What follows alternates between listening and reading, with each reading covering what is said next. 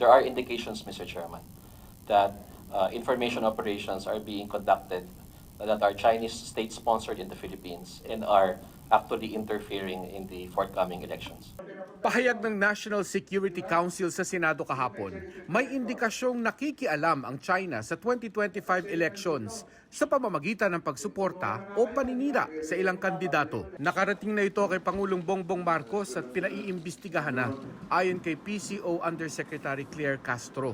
Ito po ay talaga nakakaalarma at paiigtingin pa po natin ang sa utos na rin po ng ating administrasyon na imbestigahan ng malalim para malaman po natin kung ano man ang katotohanan patungkol po dito.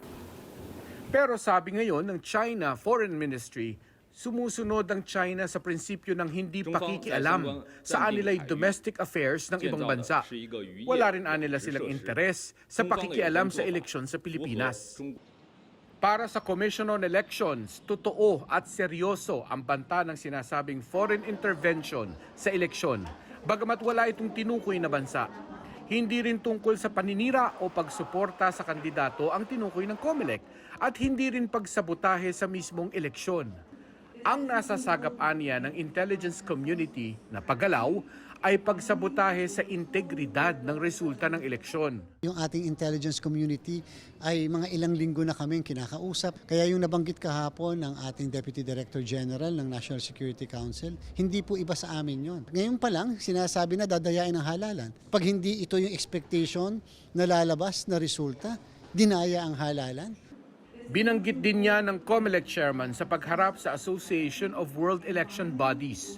According to our intelligence community, foreign intervention will be present this coming election. And because of that, we will be needing your guidance, your support. Kabilang din sa pag-uusapan kung paano hahabol sa teknolohiya ang mga election bodies para makalaban sa high-tech interventions. Isa dun sa mga nakadetalye ay yung mismo mga issue ng hacking. Pagdating naman sa misinformation at disinformation, aminado ang COMELEC na wala silang resources, pero may paraan para lumaban. Diba lagi natin sinasabi, dapat totoo.